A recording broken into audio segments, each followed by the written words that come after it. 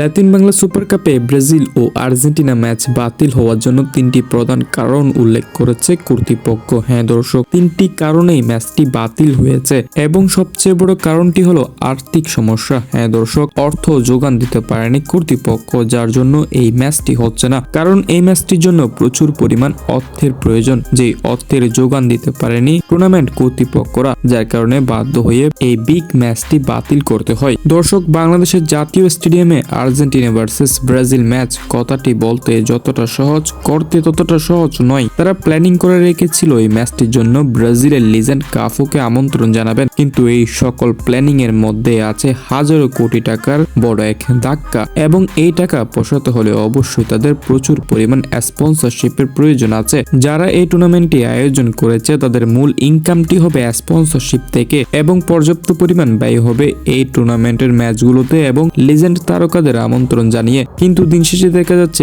স্পন্সরশিপের ঘাটতি, ফলে প্রজেক্টটা লসের দিকে চলে যাচ্ছে। শুধু এখানে যে সমস্যা তা কিন্তু নয়, এছাড়াও আরো একটি সমস্যা হলো নিরাপত্তা ব্যবস্থার ঘাটতি। আপনারা সকলেই জানেন বিগত ম্যাচে কি হয়েছে। শুধু মাঠের মধ্যে নয়, ম্যাচ শেষ হওয়ার পর সাংবাদিকদের নিয়েও ঝামেলা হয়েছে স্টেডিয়ামের মধ্যে। এছাড়াও পরিচালনাগত ত্রুটি দেখা দিয়েছে। হ্যাঁ দর্শক, 3 নাম্বার যে সমস্যাটি উল্লেখ করেছে সেটা হচ্ছে পরিচালনাগত ত্রুটি, যার কারণে টুর্নামেন্ট পুরোটাই এলোমেলো হয়ে যায় এবং শেষ পর্যন্ত বিগ ম্যাচ বাতিল করতে হয়। তবে এদের মধ্যে সবচেয়ে বড় যে সমস্যা সেটি হলো আর্থিক সমস্যা, কারণ লিজেন্ড তারকাদের আনতে গেলে প্রচুর পরিমাণ অর্থের প্রয়োজন। আবার এদিকে এই টুর্নামেন্ট থেকে এত বেশি অর্থ উপার্জন করতে পারছে না, কারণ স্পন্সরশিপের অভাবের কারণে। সো সবকিছু মিলিয়ে আর লিজেন্ডরাও এই দেশে আসছে না এবং এই বিগ ম্যাচটিও আয়োজন হচ্ছে না। ফলে কর্তৃপক্ষ আমাদের কাছ থেকে ক্ষমা চেয়েছেন। আশা করি সামনের বার এমন কিছু আয়োজন করতে চাইলে সবকিছু গোছালোভাবে আয়োজন করার চেষ্টা করবেন,